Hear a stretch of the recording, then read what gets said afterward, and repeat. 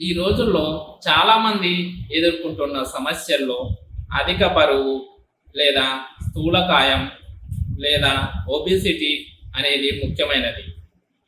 ఈ ఒబిసిటీకి ముఖ్య కారణం ఏమిటంటే గతంలో మన ఆహారానికి ఇప్పుడు మనం తీసుకునే ఆహారానికి చాలా వ్యత్యాసం ఉంది.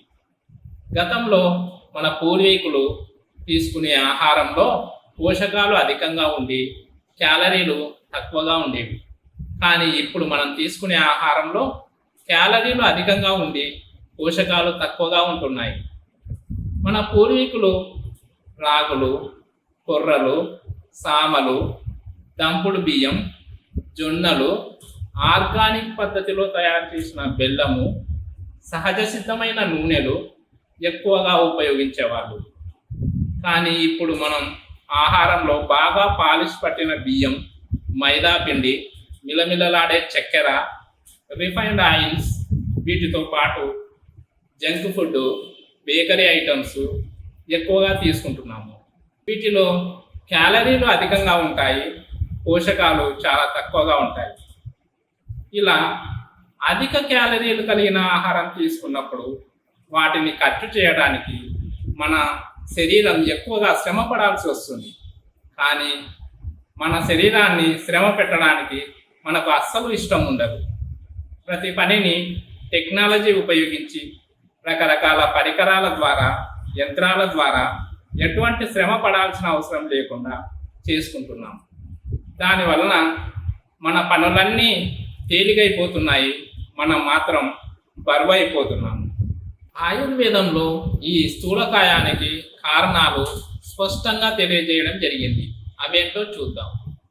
తదతి స్థౌల్యమతి సంపూర్ణాత్ గురుమధుర శీత స్నిగ్ధోపయోగ అవ్యాయామ అవ్యవాయ దివాస్వప్నాత్ దర్శ నిత్యద్వచింతనాత్ బీజస్వభావోపజాయతే.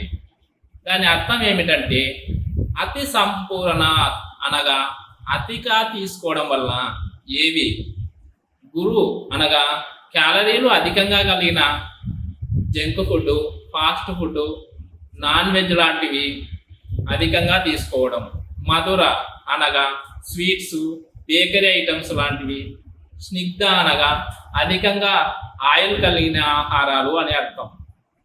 అవ్యాయామ అనగా ఎటువంటి శారీరక శ్రమ, ఎక్సర్సైజ్ లాంటివి లేకుండా ఉండడం వలన, దివాస్వప్నం అనగా పగటిపూట నిద్రపోవడం వలన, హర్ష అచింతనాత్ అనగా సంతోషంగా విలాసవంతమైన జీవితాన్ని గడపడం అనగా మానసిక ఒత్తిడి లేకుండా ప్రశాంతంగా జీవితాన్ని గడపడం వలన కూడా ఈ స్థూలకాయం అనేది వస్తుంది. ఇవే కాకుండా కొన్నిసార్లు ఈ కారణాలు ఏమీ లేకుండా కొంతమందిలో అధిక బరువు సమస్య ఉంటుంది.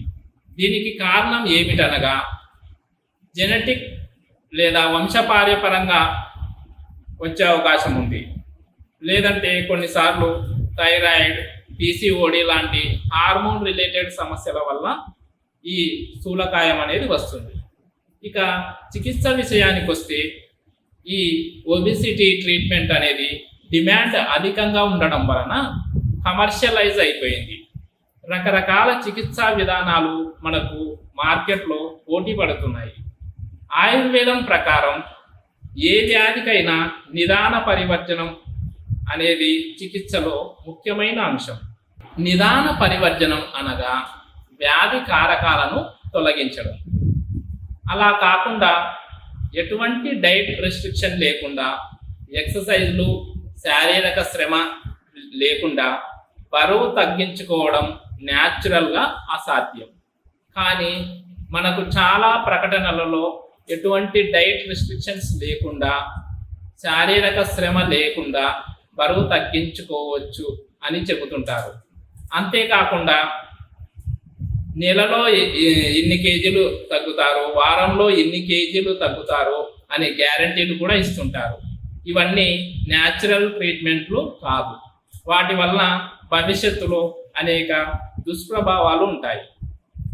మా సీతారామ ఆయుర్వేద హాస్పిటల్ నందు మీ సమస్య స్థాయిని బట్టి కస్టమైజ్డ్ డైట్ చార్ట్ ఇవ్వబడుతుంది. అంతేకాకుండా కస్టమైజ్డ్ ఎక్సర్సైజెస్ మీకు సూచించబడతాయి.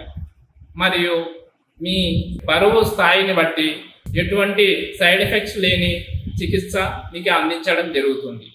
దీనివల్ల ఎటువంటి సైడ్ ఎఫెక్ట్స్ లేకుండా మీ సమస్య శాశ్వతంగా తగ్గించుకోవచ్చు.